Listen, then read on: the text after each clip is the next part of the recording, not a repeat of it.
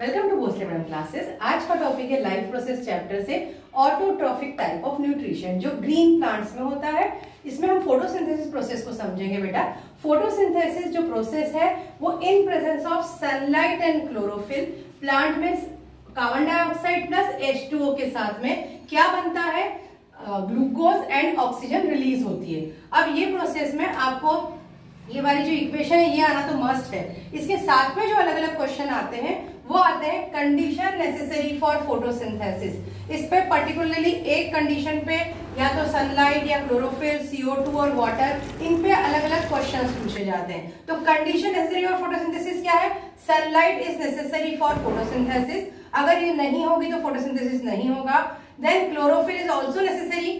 Then CO2 is also necessary for photosynthesis and water. अगर ये इनमें से कोई भी एक एब्सेंट हुआ तो फोटोसिंथेसिस प्रोसेस नहीं होती है। और आपके एनसीईआरटी की बुक में आपको क्लोरोफिल एंड CO2 के ऊपर एक्टिविटी गिवन है और उस पर बेस्ड क्वेश्चन भी आता है, तो वो हम समझेंगे क्लोरोफिल का। अब हम समझेंगे is chlorophyll necessary for photosynthesis. वैसे तो हमने कहा था कि sunlight, chlorophyll, water and CO2 सब नेसेसरी है, पर हम एक एक्टिविटी से समझेंगे क्लोरोफिल कैसे नेसेसरी है। तो इसके लिए सबसे पहले हम एक वेरीगेटेड प्लांट लेंगे। वेरीगेटेड प्लांट मीन्स क्या होता है? देखिए इधर ये इस तरह का प्लांट जिसमें पूरा सब कुछ ग्रीन नहीं है बेटा, यहाँ बीच बीच में व्हाइट है। देखिए व्हाइट है तो व्हाइट पोर्शन, इसका मतलब यहाँ क्लोरोफिल एब्सेंट है और जहाँ ग्रीन है वहां क्लोरोफिल प्रेजेंट है। तो इसमें अगर फोटोसिंथेसिस हो रहा है तो यहाँ फोटोसिंथेसिस नहीं होगा, सिर्फ यहाँ होगा और यही ग्लूकोज बनेगा। इसकी सारी पत्तियों को आप देख सकते हैं। मनी प्लांट मोस्टली होते हैं वो वेरीगेटेड होते हैं या क्रोटॉन्स वेरीगेटेड होते हैं। तो अब आ जाइए यहाँ पे एक वेरीगेटेड प्लांट का पॉट लेंगे हम,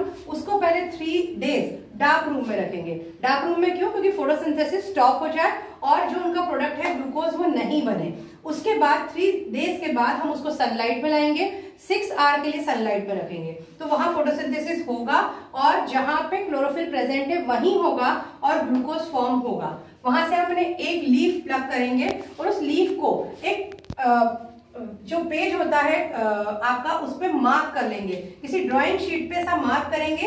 ये जो एरिया है ये क्या शो कर रहा है? यहाँ पे ग्रीन मीन्स क्लोरोफिल प्रेजेंट है इसको। तो इस तरह से हम पेज पे एक मार्क कर लेंगे।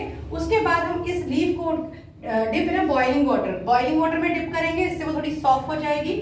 फिर boil in alcohol in double boiler. Alcohol में डायरेक्ट बॉइल नहीं कर सकते, डबल बॉयलर में बॉइल करेंगे। तो उससे क्या होगा बेटा, जो भी क्लोरोफिल है वो रिमूव हो जाएगा।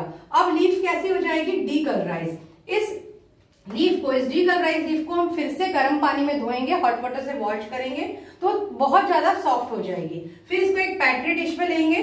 पैट्री डिश में उसके बाद इस पे आयोडीन सॉल्यूशन पोर करेंगे। आयोडीन जो होता है वो ग्लूकोज या स्टार्च के साथ ब्लू ब्लैक कलर देता है। तो जैसे ही हम आयोडीन पोर करेंगे, यहाँ पे जहां भी क्लोरोफिल प्रेजेंट था वहीं पे ब्लू ब्लैक होगा, बाकी जगह नहीं होगा। इसका मतलब है यहीं सिर्फ क्या बना है बेटा?